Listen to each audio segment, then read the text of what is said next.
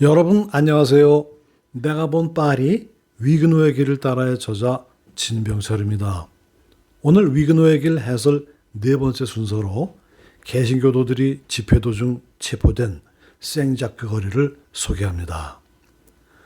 로마 시대에 만들어진 파리에서 가장 오래된 거리 중에 하나인 생자크 거리에서 세느강을 향해서 내려가다 보면 좌측에 원통형 모양의 지붕이 있는 소르본 대학이 있고 우측에는 루이 르그랑 고등학교가 소르본 대학을 마주보고 있지요.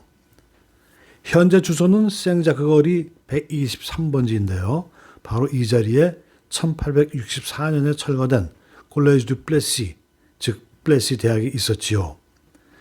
플레시 대학은 원래 파리 대학교의 일부로 당시 가난한 학생들을 지원하기 위해서 설립된 학교 중에 하나였고 숙식과 학업 지원을 제공하는 기숙사 겸 교육기관의 역할을 했는데요. 14세기에 공증인인 조프루아 듀 플레시 발리송에 의해서 설립되었지요. 1557년 9월 4일 바로 이곳에서 400여 명의 개신교도들이 예배를 드리다가 120명이 체포되었고 이 소식을 접한 장깔뱅은 체포된 개신교도들에게 위로와 격려의 편지를 보내기도 했는데요.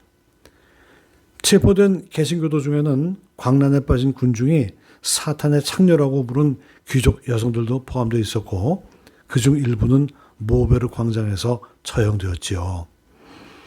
화형대에 오른 개신교도 중 유일한 여성은 그라브롱 부인으로 불리우는 23살의 미망인 필립 드 랭스인데요. 천국의 혼인잔치에 간다는 말을 하며 신부복을 차려입은 상태로 가톨릭으로의 개종을 거부해서 혀가 잘린 후 모베르 광장에서 화형을 당했다고 전해지지요. 그라브롱 부인은 귀족 출신으로 남편 사망 후 개신교 신앙을 굳게 지키다가 생자크 거리 예배에 참석 중 체포되었고 사형장으로 이동하는 동안에도 사형 집행관들이 지속적으로 개종을 강요하며 채찍질로 위협과 설득을 반복했으나 그녀가 나는 개신교 신자라고 외치며 단호하게 거절하자 광장에서 철겁으로 혀가 뽑히는 잔인한 처벌을 받고 화형을 당했지요. 이 사건은 당시 개신교 역사학자 장 크레스팽의 역사책인 순교자들의 책에 기록되어 있는데요. 이 기록은 당시 프랑스 내 위그노들이 겪은 극심한 박해를 상징하는 대표적인 사례로 인용되지요. 모베르 광장은 16세기 파리에서 프로테스탄트 처형의 주요 장소 중 하나였으며 가톨릭으로의 개종 회유는 흔한 관행이었고 거부 시에는 즉결 처형이나 고문이 뒤따랐지요.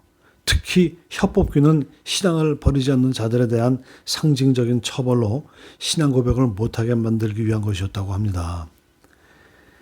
개신교의 역사가들은 그때의 일을 생자크 거리의 충격이라고 부르는 반면 가톨릭 교회의 역사가들은 생자크 거리의 소요 사태라고 칭해서 그날의 사태를 바라보는 미묘한 시각차를 보여주지요. 그라브롱 부인과 관련한 에피소드를 소개하면요.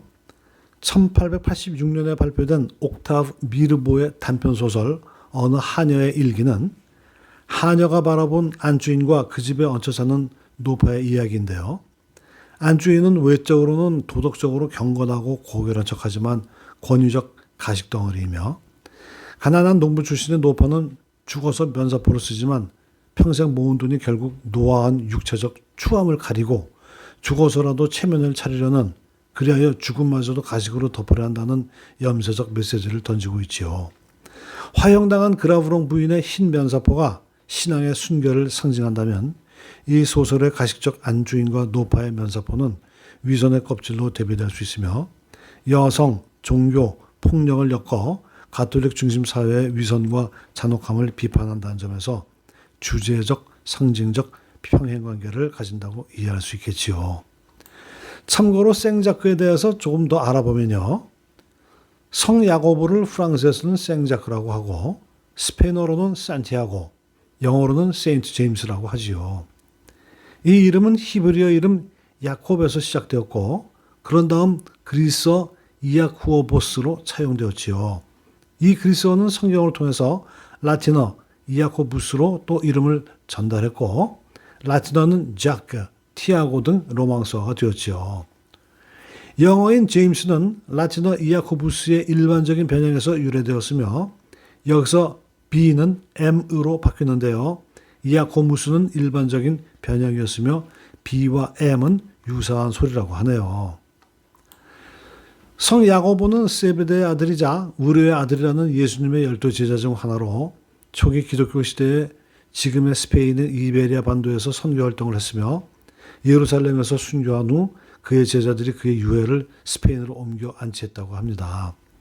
그 후 9세기 초 스페인 갈리시아 지방에서 한 은둔 수도승이 별빛에 이끌려 성 야고보의 무덤을 발견했다고 전해지는데요. 그래서 별의 들판에 있는 성 야고보라는 뜻의 산티아고 데 콤포스텔라라고 불리우며 그 위에 성당이 세워졌다고 합니다. 성 야고보는 서기 44년 예루살렘에서 헤로데 아그리파 1세에 의해서 참수당했는데요. 당시 유대 지역에서는 기독교에 대한 탄압이 매우 심했기에 제자들이 스승의 시신이 훼손되거나 박해받은 것을 막기 위해서 밤을 틈타 요빠, 지금의 자파 항구로 가져가 배에 실었다고 합니다.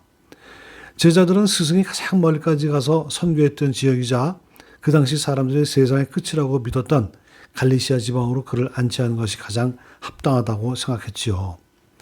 전승에 의하면 이 배는 노나 돛이 없는 돌로 된 배였으며 천사의 인도에 따라서 지중해를 지나 대서양을 거쳐 갈리시아의 이리아 플라비아, 현재 파드론 항구에 무사히 도착했다고 합니다. 성 야고보의 유해가 배로 옮겨질 때 조개 껍질에 쌓여 있었다는 전설이 있으며 이는 산티아고 순례길의 상징인 조개 껍질의 유래가 되었는데요.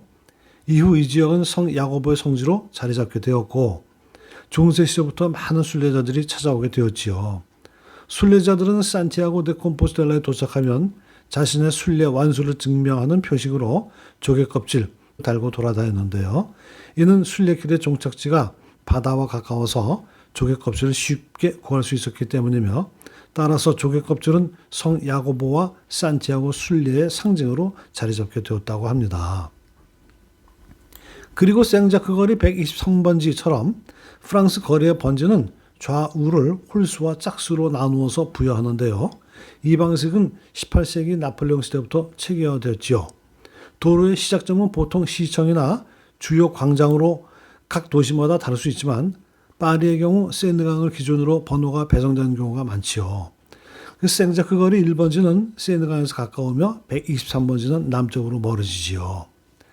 샹젤리제 거리의 경우 홀수는 콩코드 광장에서 시작해서 왼쪽 편에 위치하고 짝수는 콩코드 광장에서 시작해서 오른편에 위치하지요. 다음 시간에는 깔뱅의 친구 니콜라 꼽이 1533년 11월 1일 만성절에 파리 대학교의 학장으로 취임하면서 라틴어로 취임 연설을 한 마튜랭 수돈, 그리고 성경의 장과 절을 체계적으로 나누어서 번호를 붙여 인쇄한 로베르 에스티엔느 인쇄소를 찾아가 보도록 하겠습니다. 다음 시간까지 안녕히 계세요.